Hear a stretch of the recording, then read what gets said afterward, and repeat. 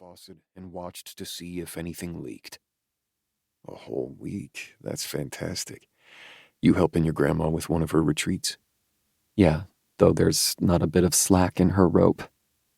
Sticking his hands under the water, he scrubbed them and his forearms. She must be purring like a kitten in a creamery having you under her roof for that long.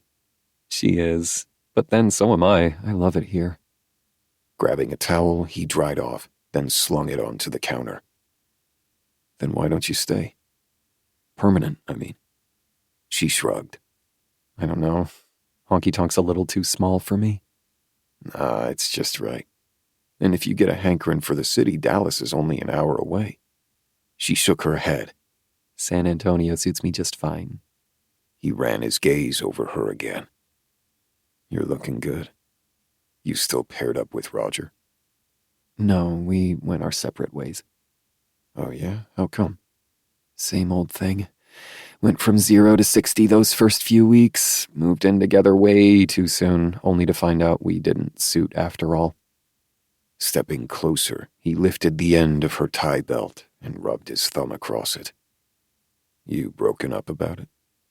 Not anymore. I mean, it's never fun to go through all that, but I'm over him. Better off without him. She tilted her head, looking up his 6'1" frame. What about you? You seeing anybody? No, ma'am. He tugged on her belt, unfurling it. The edges of the robe fell open. Her body stilled in anticipation. Slipping his hands inside the folds of the garment, he glided them along her skin, reacquainting himself with her, sparking the embers that never seemed to lie dormant when their bodies were near. He lowered his lips to hers.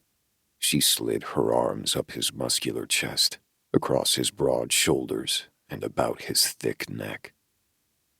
A few minutes later, he pulled her inside the bathroom, then shut and locked the door. 1. 5 years later.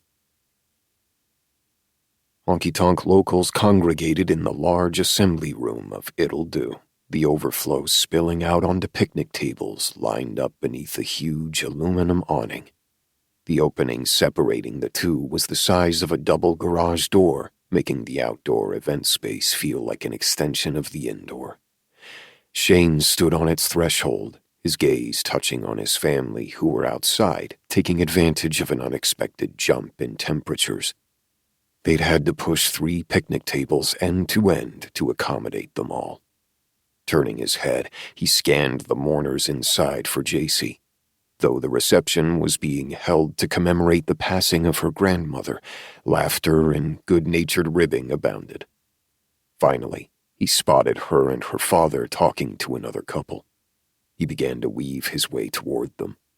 Though he'd seen her in black plenty of times, the simple black blouse and slacks were not the type of things she usually wore. She smiled at whatever was being said, but he could see the strain in her expression.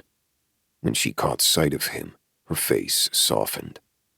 He gave her an affectionate wink, one that conveyed, "Hang in there, I'm on my way."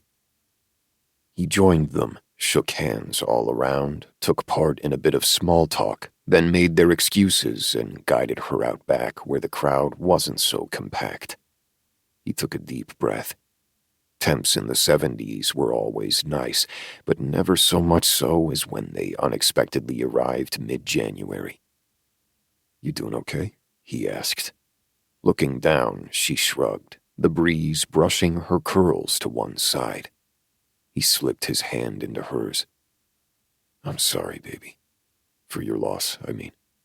I'd hoped to catch you at the scrapbook store, but it was closed this week, and I didn't want to bother you by calling or texting."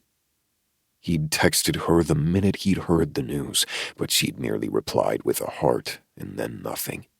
So he'd not bothered her again. Thanks. Her voice was subdued, raspy. "There's a bench just down that trail, out of the way and quiet. You want to go sit for a spell?" A reluctant tug at the corner of her lips never completed its journey. Leave it to you to know.